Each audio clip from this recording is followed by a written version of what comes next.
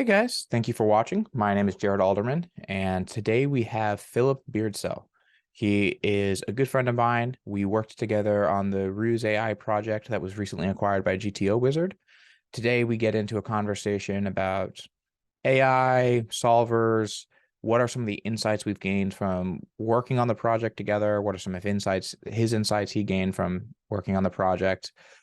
Philip is a software developer and an engineer and has worked in machine learning and has his master's in machine learning. So he was a great guest. We had a great conversation, and I hope you enjoy. Phil, welcome. Thank you for doing this. Well, thanks for having me, Jared. Always a pleasure to talk to you. So, Yeah. Can you do me one favor, actually? Can you lower your camera a little bit because it's just cutting off the back here? yes. Yeah, perfect. All right, let's restart. Phil, welcome. Thank you for doing this. Well, thanks for having me, Jared. Yeah, no problem. How you been doing? Yeah, doing great. I mean, pretty busy the last few months, as you know. So, Yes. yeah, but doing great. Yeah, overall. How has the transition been to the GTO Wizard team? It's been great, honestly. It's like I'm really happy to be back doing research, which is like what I love.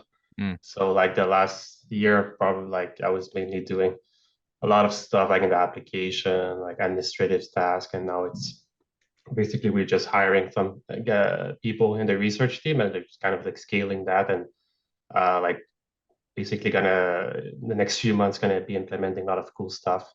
So I'm very excited about that. yeah, that's awesome. I'm sure we'll get a bit more into that. First though, before we get started, if you could give us the brief history of you, like what's your relationship to poker? How did you get to what you're doing today? And if you could tell for people who don't know, what it is you do and what it is you're doing now.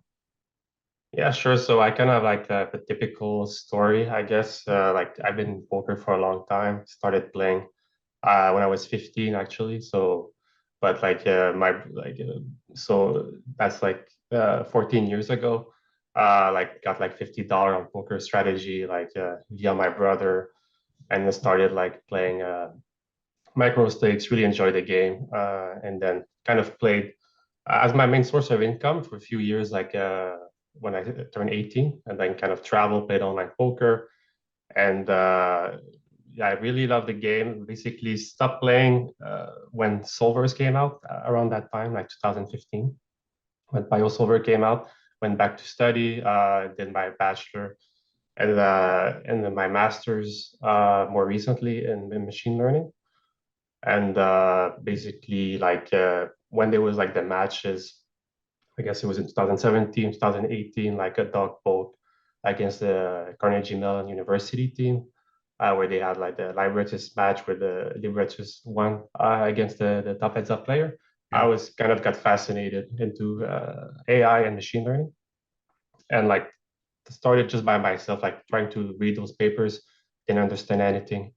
And like said, okay, well, maybe I'll go study that and then and do my master's and then really uh, kind of saw the opportunity where I really thought like when I quit poker and everything that those tools like BioSolver would kind of evolve to more like a browser-based, like real-time solving kind of thing, just because it was so painful to use. But I didn't see that happening, and I saw like it was actually a great opportunity to kind of combine like my two passions, which was poker, strategy games in general, and then machine learning. So then 2 years and a half ago, we founded my co-founder and I, Marc-Antoine, the Ruse company, which basically to like give a brief overview, like the goal is just basically to have uh, to be able to study effectively poker, like in a few seconds, just get like any question you might want to ask to like the solver or the engine, you get an answer.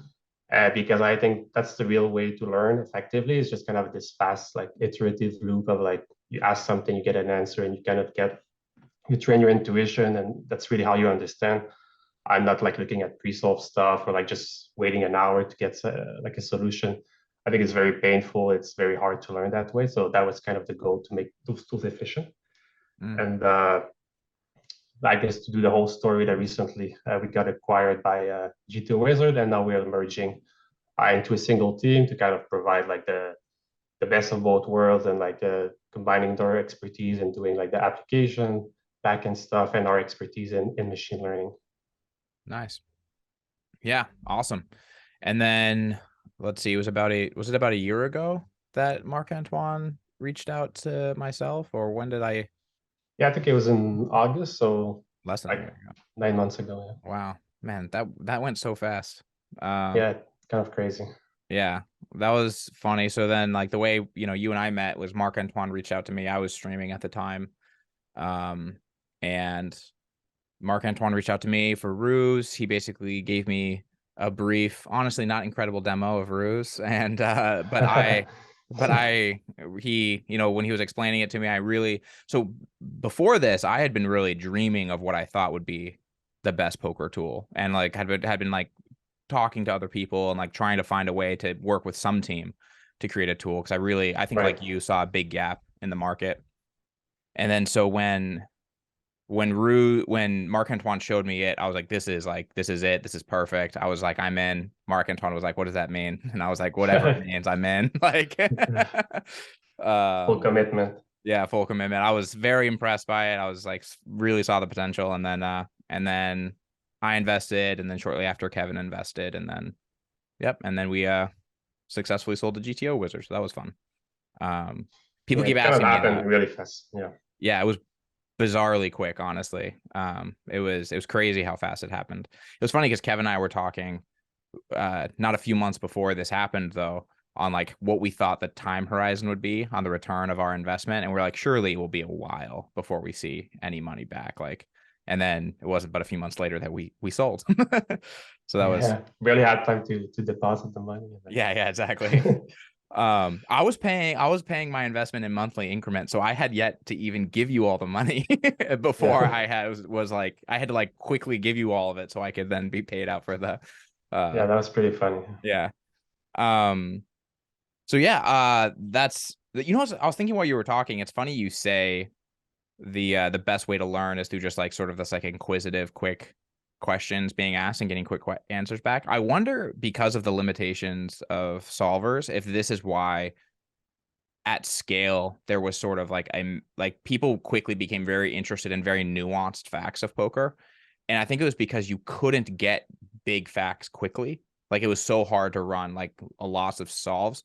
So the only Hmm. way you really could ask questions would be like you'd solve one thing, and then you could get really deep into that one solve. And then I Yeah, wonder if that yeah. actually affected the meta or the way people think about the game more than we realized, is because that was the only intuitive way to ask questions, would be like on one situation, on one flop, and then be like, well, all I can really dive into now is like why the 9 of spades is doing something, but the 8 of spades is not.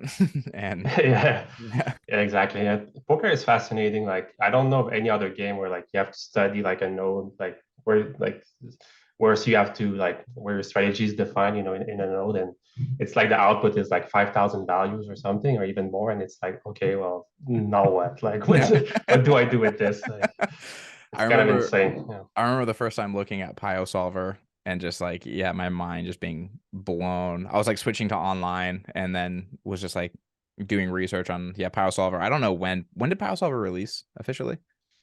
2015, I think. 2015. So this was like a couple years after PioSolver that I was switching to online. It was like 2017. And yeah, getting PioSolver and being like, what is this? What is even happening? And my inputs were all terrible because I didn't know what I was doing, And so I was just like, Yeah. I'm putting in like sporadic inputs and just getting like crazy outputs, and like, oh my gosh, this is like mind blowing.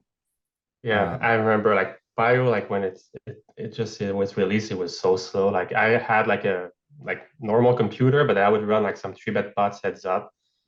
Like so not even like maybe one bet size every three, like very like small tree, like relatively nowadays. And like it would take me like few hours, and then I would like switch like the raise size. I would put it like maybe like 2.5x to 3x, and then everything would change. I'm like, fuck, like what do I do now? Like yeah, it was like, Did oh, that I didn't contribute? record the EV, and like, Did that contribute to why you stopped playing? You just found like the study process, like the wave of study was just like not interesting. Like you didn't like working with solvers and stuff like this. yeah, it's funny because I saw like the potential, but for me, it was so painful. Like I barely used it. Like, and I'm someone that loves to learn and study, but like because it's like if you play with solver, like maybe I was like very deep dive for like 2 months, but you quickly find out that a lot of things that like you, as you said, like you're kind of drawn to at the beginning, like, oh, like here the jack of club is like Right. 30% like betting more than the jack of spade. But those things, like if you like do some, not even node locking, but just if you check the EVs or like, you play a little bit, you realize that actually doesn't matter much. Mm-hmm.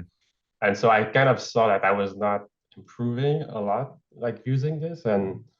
Uh, and found it very hard to use, honestly. And like, it's like you would spend like I would spend hours, but basically, like those tools came out, no one really knew how to use it. But I would spend the whole day like studying with it, and at the end of the day, I was like, well, I don't know how to play better now. Like, Yeah. and it was, but it was like in the very early days. I think now, like people understand much better solvers, how to use them.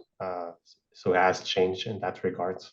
It's crazy how many though I think how much misunderstanding there is still about solvers though and solver based tools. Just like all the tools, like over the time of you getting like you really developing Ruse and doing all this, what are some of the like things that you learned the most? Like, are there any like big paradigm shifts you experience on how you viewed the game and like outputs and stuff like that? Yeah, I think one thing that we discussed in the past, but I think has a big influence in how people study now and like how they see the game, which in my view is wrong, is that like because BioSolver was the first tool where you can study like the game theoretical output, and it gave you that sense of like what is a perfect output because you have this exploitability measure, you have like this, and because heads up like poker starting on the flop, if you limit the bet sizes like a lot, it's actually a very small game, so you can solve it on normal computer. Then it tells you, oh, this is the perfect solution. But this is, it's a lie because you're using probably not the good ranges on the flop. You're limiting the sizes in a way that affects the strategy a lot. And I think this kind of influence a lot of people where they kind of aiming always to find this perfect solution or like, oh, I need to study this, like, oh, I'll like reduce it down to like the lowest exploitability, which in other fields, for example, in chess, because there's always been this, it was always too hard to solve completely, in the early game or the mid game that you always use this search procedure and people don't even know, like you use Stockfish, it's not telling you like, you don't have a measure of how good it is. Like you just make the bots play against each other, which is Yeah. kind of why, in Ruse, that's what we do as a benchmark too. Because I think in the end of the day, like what matters is that you have a very good solution that you can study effectively, and like you gotta get too much into the weeds of like this is the perfect output that because if you change some river sizings and then it change if you change like one combo on the flop, it changes. Like you have to kind of use those tools as we talked about, like because when you see the output, it's 5,000 values where Yeah. for example, in chess, you only see this is the best move, second best move. Like in Yeah. that sense, the output is very simple. But because the output is so complicated, people get lost into this and instead of seeing the big picture. Yeah. But I think it has changed now. Like I see a lot of like videos and stuff. People say all sims are wrong. Like basically, like because you would see people in the days like, oh, I have to bet here like Jack 10 60.2% of the time. I can write it down and like Yeah. that kind Yeah. of crazy stuff. That's all. And I think people understand now that, yeah. Yeah, let's try and tease this apart a bit because I think there's a lot here about like what the intuitive difference between like what a solver is giving you and like what a solution output really is. It's like I think that the statement that summarizes this best is just that like everything's a toy game, right? Like Yeah. nothing is the game. Like nothing is representing what the situation you're actually in. And there's this really natural human ability to believe that our concepts for things are the thing itself. Like we build a concept around something. So for example, I say like I'm button versus big blind. And then when I am button versus big blind, I have this idea that this is like this concrete static situation. And the outputs I've seen from solvers represent every situation in which I'm button versus big blind. And those moves represent the best moves because that's what a solver said. But once you realize like, no, this is a toy game, which for how would you define a toy game? Like, define a toy game for us. Yeah. But I guess a toy game is like an abstracted version of the game. So that can be like in different dimensions. Like the most common way is the action abstraction. So basically you reduce the action space, like maybe one bet size, Yeah. one raise size. But there's also, as you get into more complex game like OMA or like preflop solving with tools like HRC or other, they use information abstraction like bucketing. Yeah. So then you like kind of mix information together, like oh, those two ends will play the same strategy, which is a way to kind of have a like reduce the size of the game like drastically. So Yeah. those are toy games, and then but yeah, like basically everything is a toy game because like people don't understand like how art it there's nothing like we are not at the point where like this is like perfect solve like even like Nash equilibrium like there exists refinements of this Right. that are better in theory but like no one knows how to compute them effectively. When you solve something on the flop, then you're not taking into account, the players that have folded, like that influence the card distribution.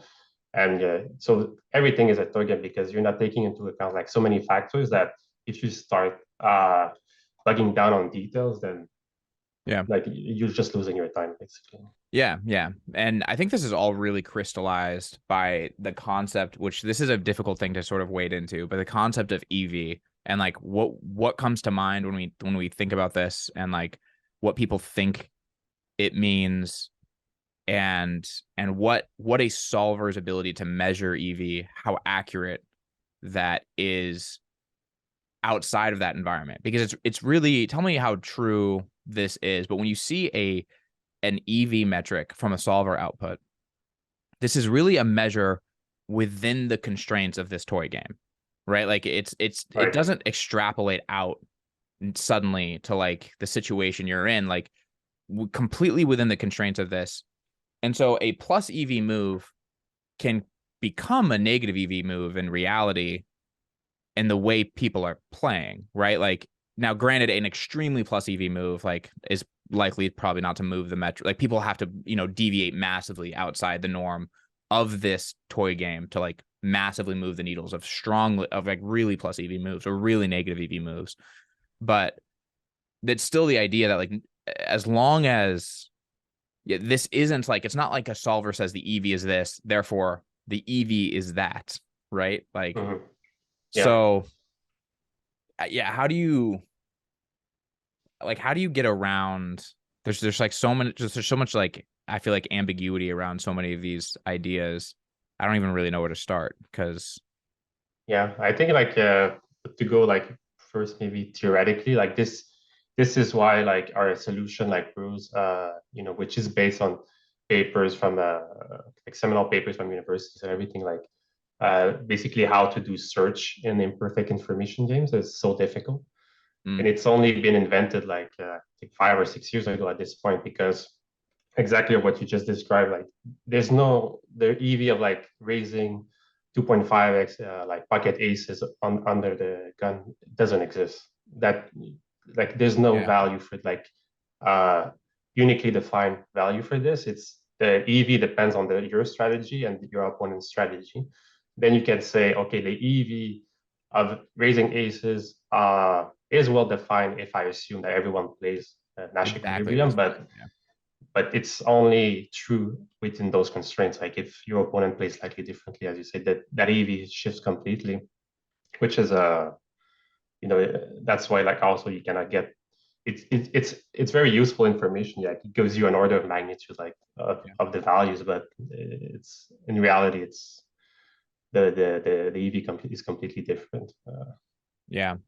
And this is also a little odd when you like once you start thinking about like the impact of mixing and like why I think a lot of people know this but don't really like have this intuitive grasp of like if a let's say you have a strategy against a solver. So let's say Ruse, we have Ruse playing against Ruse, right? And it doesn't have the ability to exploit. It's not updating its play at all.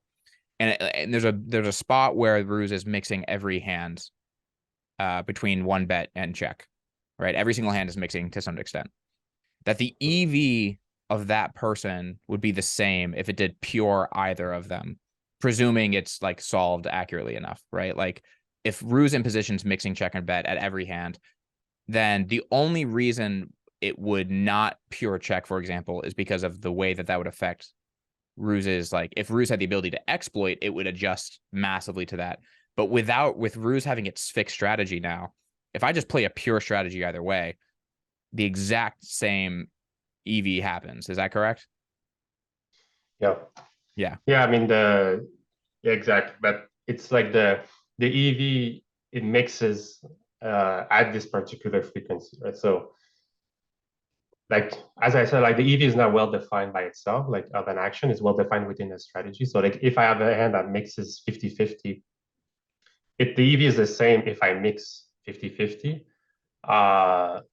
but like if I did like mix 60-40 and the other opponent adjusted, then this is no longer true. Right. But as you say, if the other opponent is not adjusting, then uh, like basically it's the same, doesn't matter. Yeah. But in reality, like everything that's a mix is probably not like in practice Yeah. because like actually this is like so based on very tight constraints on your opponent's strategy, Right. which are not true in practice. But Tease that apart a little bit more. Go a bit more into the point. Like, why is that the case? Why do you say that everything that is a mix is probably not in practice? basically, like I think it's very easy for anyone to, if they have any where solver that can do node locking, or I mean we'll have it soon as well, so you Yeah. can try it out in the next month on GTO Wizard. But basically, if you have like a strategy like it says like 0.1% exploitability, and you might think like, oh, like it's perfect solution, I'm going to study this, and then you just change like a few combos the strategy, like something very minimal, like 80% bet, like queen jack to like 95%, then you'll see that basically like your opponent will adjust massively, and then like if in the sense that the best response will adjust massively, so like exploitability goes up a lot. Yeah. So this equilibrium are very like fragile, Right.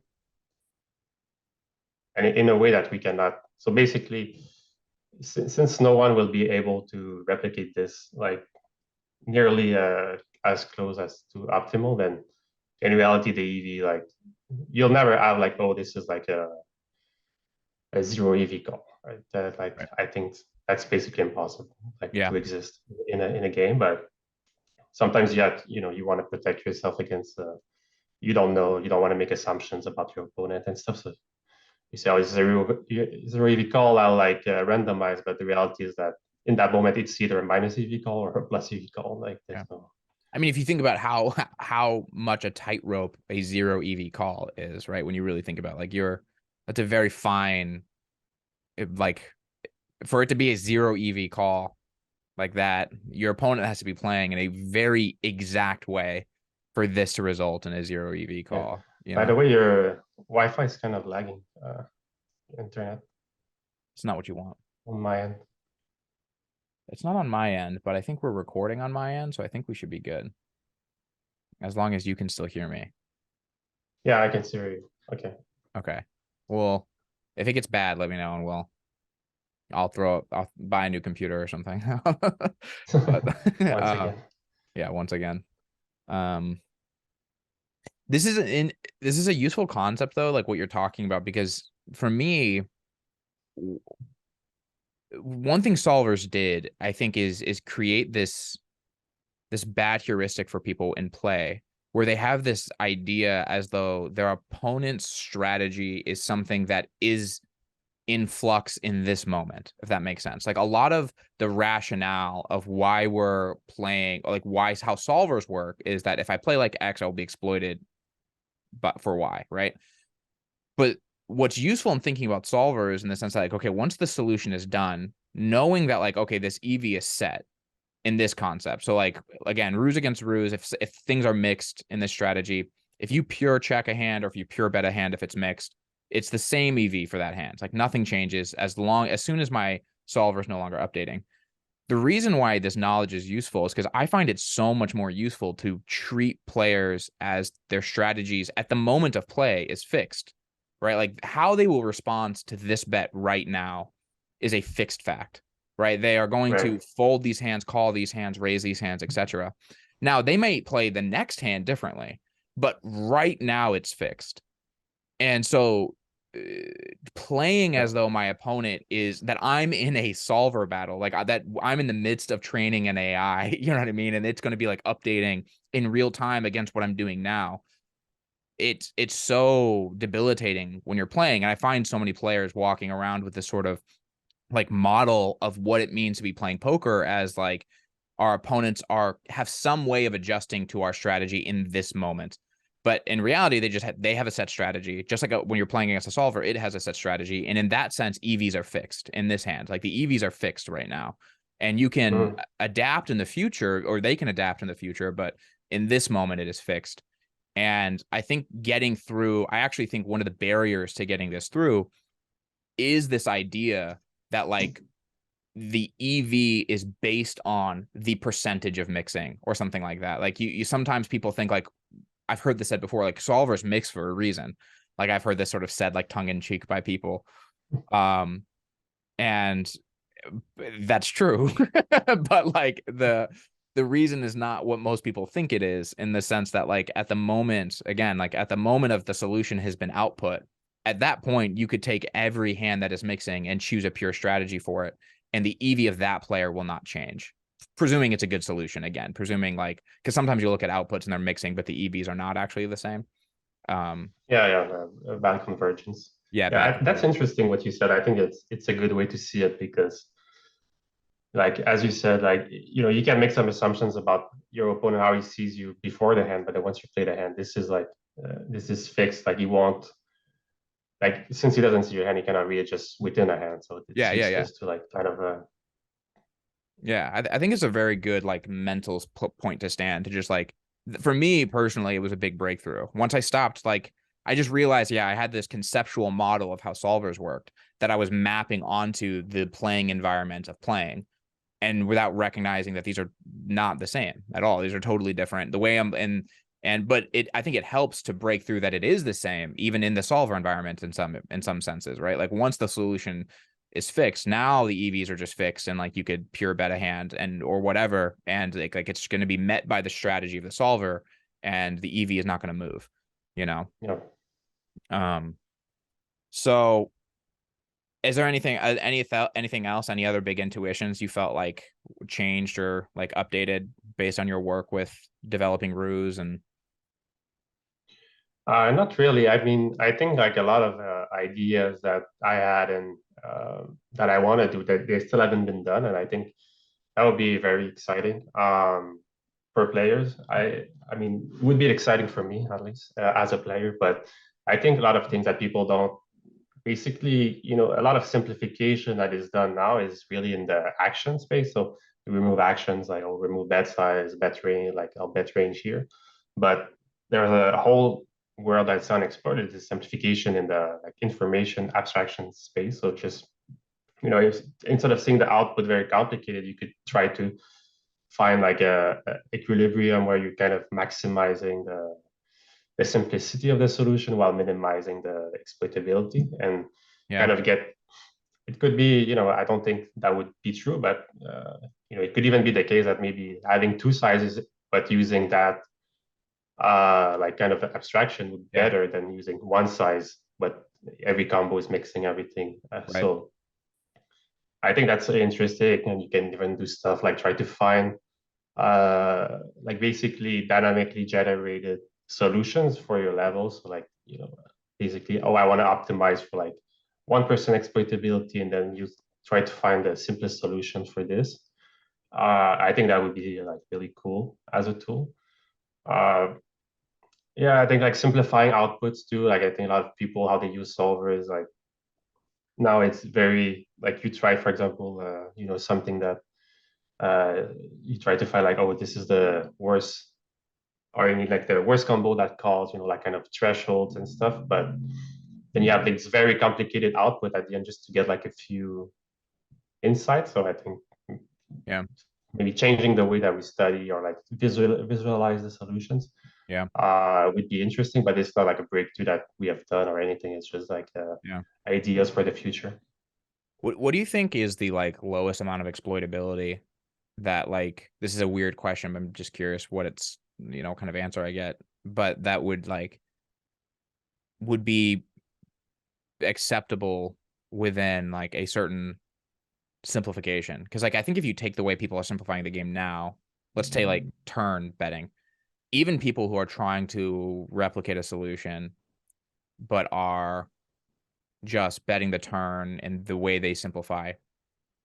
Like if I just put somebody in front of a solver and say node lock this turn, for the solution, how you will play, like surely people are like 10% exploitable, or you know what I mean, like Yeah, something crazy, right? Like it's above 5% for sure. yeah. And But so yeah, like, that's why I think but it begs yeah, the go ahead. question, right? Like how much, what is the trade-off here that's really worth it? Because I'm sure a lot of people for which that's the case um are making good money in poker, like are easily making money, and like are so it does beg the question of like how big a trade-off. What's interesting is once you start showing people the exploitability of it, I think people would become much less comfortable with it, right? Like if you show people like, oh yeah, this is 5% exploitable, but look how simple it is, people would feel really gross about it, I think still. You know what I mean? People would, Yeah, even though it might be better than what they're currently doing. yeah, it kind of goes back to what I was saying, like how I think people like the history of the study tools and everything, how the perception is makes people feel that way. That's why I said 1%, because I think like if you go above that, people would say, "Oh, that's crazy, like that's way too exploitable." But like people are exploitable for like above 5% for sure. So like Even, 1% would be great. Like if you can memorize it, like it oh would be yeah. amazing. But people would think, "Oh, that's garbage. Why would I do this? I can study a 0.1% exploitability solution." So I think all it takes is for enough people though to like memorize a simple enough strategy that's 3% exploitable and to destroy everybody. And you're right. Like I think once you get enough people doing that, I think it'll just going to become, I think which is honestly more exciting for me than the current landscape, but I think the future meta, it will be a much more interesting game of shifting exploitabilities, right? Of like people are simplifying in these ways. Here are these hard exploits that we're trying to, when I can get the sign that you're using X exploitability or like X strategy to exploit, like here's this mass exploit that people just start like throwing at the field, you know what I mean? Or mhm. which to me again is like a much more interesting dynamic than I think this kind of exists, but in just I think this exists currently, but in a way that is like less, people are just less honest about. Like everyone thinks they're trying to like replicate something perfect, or everyone thinks they're trying to do something. Whereas I'm hoping with tools like this, it just becomes much more that we recognize what we're all doing is doing our best approximation of good play in certain spots. And then when we see signs of an approximation that I have memorized an exploit for, I just like take this ridiculous line against it, and then those people will see that and take this other ridiculous line against that, and then eventually we find our way close to something like equilibrium, but I think it's unlikely ever. Yeah, like it's pretty much impossible. Like Yeah. you have there's like a lot of stuff. Like for example, I was watching your interview with Patrick Howard. Like Yeah. mass data analysis, where you can on average say, "Oh, I defend enough," but I don't think you'll get much better than this. Like and even he was mentioning in the interview that it was pretty funny that sometimes regs have better stats, like Oh yeah. the GTO stats than regs. But like that's pretty much I think the extent. Like you can aim for that, like to have like perfect defense stats, but then even within that, you're getting you have a massive you're like have a massive exploitability within that strategy. Even if you defend the correct amount, like Yeah. you're defending it wrong, you're not raising enough, or like Oh you yeah. I make mean, tons of mistakes. a perfect example you see in these spots that I've seen from regs is they defend too linearly. So like they're in spots where blockers matter a lot, like tight range spots where blockers do actually shift the frequencies of bluffing enough. They defend too linearly, and it results in like they're calling at the right frequency, but the hands they're calling with are actually losing more because they're reducing the amount of bluffs by such a significant amount. But they're not willing to call with the hands that are unblocking enough but winning, if that makes sense. So Yeah, that's like a good example of how like even in spots where you try to defend it the right amount, you can just do it in the wrong way. But it's another good example of how where the recs are overfolding in a lot of games they might be right though, right? Like people might just not be bluffing enough, and so like it's another example of how like people see that and think it's funny. People always get the opposite intuition from this, I find, is like, oh, I need to defend more, as opposed to like, no, like these spots are still probably under bluffed, but when you are on the opposite end of it, you should just like bluff the shit out of people, you know, like you should just Right. yeah, always be bluffing people, and maybe defend a bit more. But yeah, what is sort of next on the route on Ruse right now? Like, what do you guys, what's coming next? I didn't say this explicitly, Yeah. but like, I don't know if people know this, but I'm no longer with the Ruse team. Like, I was Yeah, just we an miss you, investor. but Yeah, yeah, I'm sure. I appreciate it. But yeah, what's next? What's coming? yeah, basically in the short term, it's like a basic, like different like solving formats, if we can call it that, like Rake, ICM, Hmm. PKO, just handling those, but still two-player solves. And then it's going to be multi-way, like starting this fall, hopefully get it done by the end of the year. Really? And Let's yeah, go. That's exciting. yeah, yeah, and I think it will be like, I'm very excited because like as we talked about, like two-player poker is kind of a small game, and Yeah. this is like we go from like maybe like very strong computers now like buy you on the flop and maybe it takes you 20 minutes, 30 minutes, I'm not sure, and we go from this to a few seconds, which is great. Like it's Yeah. like maybe like 100x faster or like a little less than that, but like for multi-way it would be like 10,000x faster. And Right. I think better solves too, because like every other tool use heavy abstraction, like HRC, Monker, whatever. Like they all use heavy abstraction, which is kind of like a like in machine learning. It's like if we call it feature engineering, where they kind of make those buckets themselves, and like for the future streets, and then they say, oh, like you have those buckets. This is all like kind of handmade and has a lot of flaws. Mm. Whereas basically your neural net, and the only goal of this of those buckets is to estimate the EVs that will propagate back up to the to preflop. Right? Mm. But that's exactly what neural networks do best. Basically, you just Right. take those inputs, like predict it as best as you can, and it will be like much better than whatever buckets you can come up with, Mm. and everything. And I think like we'll get better solutions, preflop solutions than we have now, and also it will be much more converged as well. Nice. So I give once that's done, I give you permission to say you're the first multi-way solver, because in my opinion, Prometheus doesn't count. no I'm here. comments. Yeah, you're not. You won't comment. I'll comment. Prometheus is garbage. In my opinion, I don't want to get sued. Um, and garbage is a metaphor. I don't literally mean Prometheus is garbage. That could be slander or libel. I'm not sure which one is which, but um, uh question, so what's for the ICM and stuff, is that a retraining of the neural net? Like, do you have to retrain it with different values basically, or just like different, like, what is that Yeah. looking like? Yeah, basically, maybe I could give like a high level of how it works, but basically, the algorithm is called like self-play reinforcement learning with search, or like and so basically, self-play is just the bot plays against itself, and during that process, it generates data. So how it works in our case, we solve street by street, which is like the common way to do it for a bunch of reasons, but basically, so you solve one street and then you use your neural net on the estimation of the EVs from your neural net on the next street to kind of prune the tree. So that's called like a depth limited search. So instead of searching the whole game tree, you search to a certain depth limit, and you use your neural network to kind of estimate the EVs on future streets instead of computing it exactly using like CFR or other algorithms.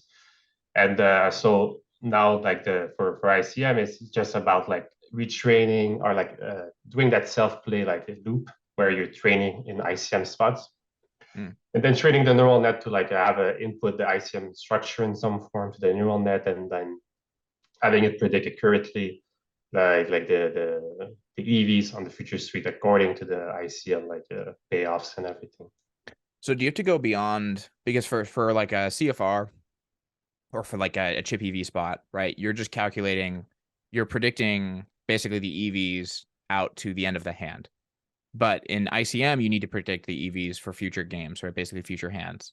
So do you have to have a way of predicting, like, even post, like, how does that work? Like, you have to predict past the river and like calculate some EVs back of like, or do you have a conversion model of basically just converting like ICM value of chips, and you're just like plugging that into the ICM value of chips and then just go, do you know Yeah, what I'm saying?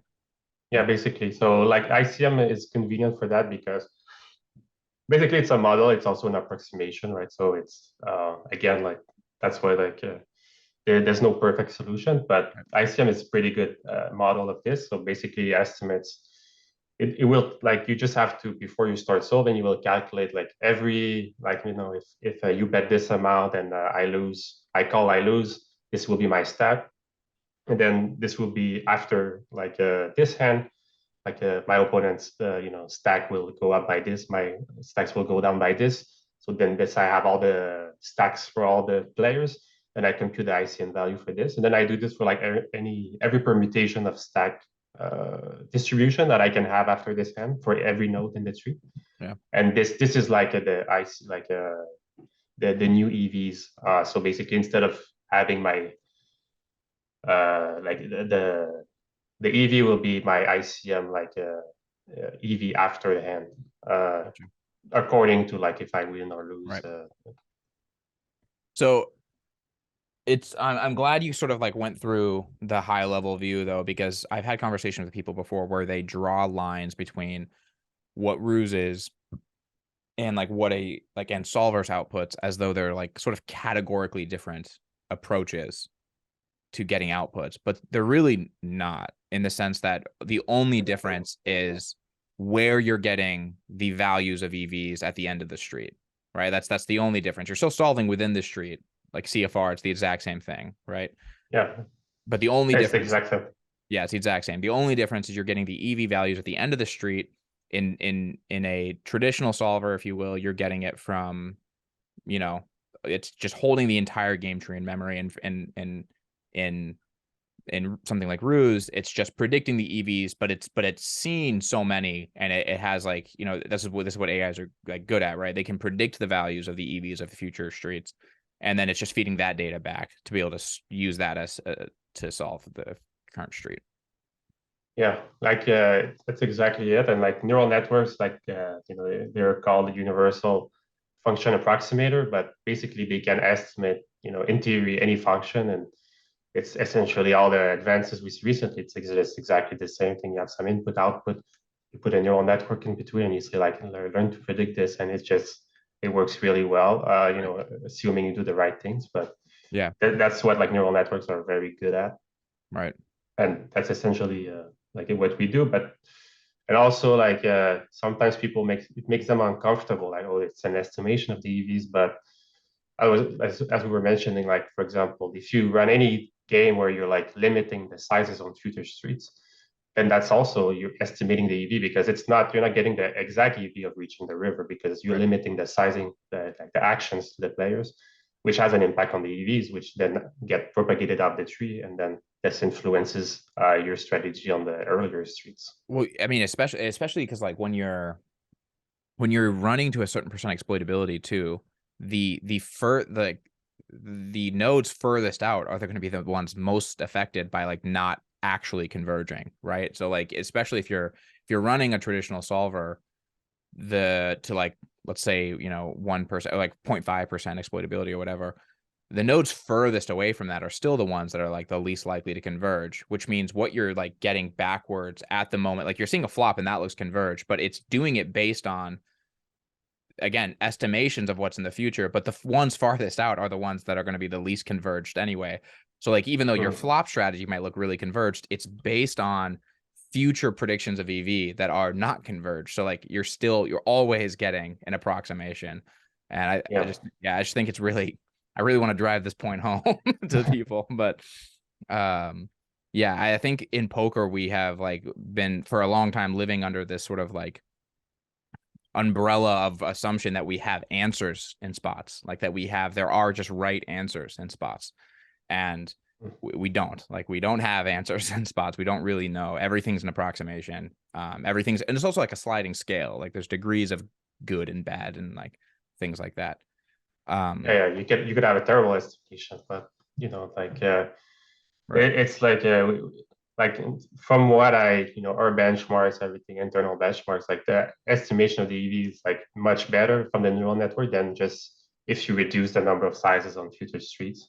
So for like, except if you're like crazy insane and you say like I want the perfect flop, so I put like 8 bet size on the turn, 8 bet size on the river, and then like spend like thousands of dollars in compute like to just have like a bunch of flops, then yeah, you might get a better flop solution, but Right. actually it doesn't matter basically So, yeah, because because this is a like good. This is actually a worthwhile distinction though, because like I like people aren't running on average their solutions. Like if you're using Pio, you're not running your solutions with 8 turn bet sizes or 8 river flop, 8 river sizes. But how many? But the AI was trained on how many sizes for each street? yeah, it was that like eight like between 6 and 8 bet sizes and 3 raise sizes, Yeah, something like that. exactly. So you have this thing being trained, and it's estimating a far more complex tree than what you're actually going to be running in. So it's a good distinction to draw that like, yeah, like you can't actually draw one-to-one comparisons because no one's running solutions like that. It would take forever, right? Like, um, Yeah. yeah, I don't want to say no one. I'm going to be called somebody out there's doing it, um, but yeah.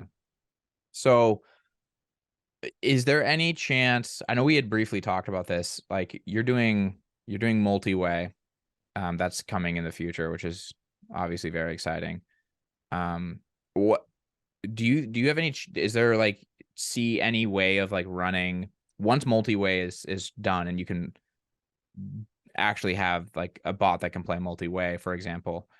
Do you think we'll get better approximations of ICM value based on this? Because I imagine you could set up new ways of training and like discovering the true value of ICM in spots by just by self play, right? Like now you could have tournaments actually be running and like things being playing and like, you know what I'm saying? What do you think of this? Yeah, that would be very interesting to do. Like I'm not like 100% sure that it would bring like a significant difference like Mm. to ICM, but I would love to do it and experiment with it and see. I also like ICM makes assumption like everyone has the same skill level and stuff like that. Mm. It's a bunch of assumptions where you could maybe like if it's more learning based, or you could tweak those values and see, Right. if I actually think I have an edge, like maybe it shifts it drastically or Like, yeah, that is interesting. Like maybe if you have an edge, if like a lot of spots are like worth passing on, or a lot of or you should be more aggressive, or Mhm. that will be interesting to learn from. Do you see getting back to poker at any point in your future? Do you think you'll get back and play, or Yeah, I would love to at some point. yeah. Like maybe so I can see if what I said in the podcast was bullshit or not. But like yeah, I believe like because through my work I just basically all the time thinking about this stuff, and I think like I would love to kind of apply it Yeah. in some way, or just I love competing. I always did, and before I used to play heads up. It was my just because I love that kind of one-on-one Yeah. like battle format, and I would love to get back into it at some point. Heads up specifically or poker? It's pretty much dead, so we have to Yeah. be like a poker in Isn't that a general. shame? Yeah. I would love, like, I think I'm like you. I think if heads up were still like a significant like thing, I think that'd be where I was at. I probably would have lost a lot more money learning playing, because I think I would have been battling people way better than myself because I have that kind of ego. But I think heads up is awesome. Um yeah, Kevin's getting ready for his match at the end of the month, so that's cool. Yeah, that's a big match. Yeah, should be Like fun. a I'm gonna be there. 100K buy. Oh Yeah, yeah, yeah, I'll be there. nice. Be there to hang out and party, and I'm sure distract Kevin lots. I'll just You keep play in the playing. post game also, put the 100K down. Yeah. See. Awesome, man. Well, I have nothing. I have nothing else. What do you have? Anything else you'd like to share? How's Mark and No, Fawn I doing? mean, He less stressed? Is he happier? yeah, for sure. Yeah, he's Yeah. less stressed. Yeah.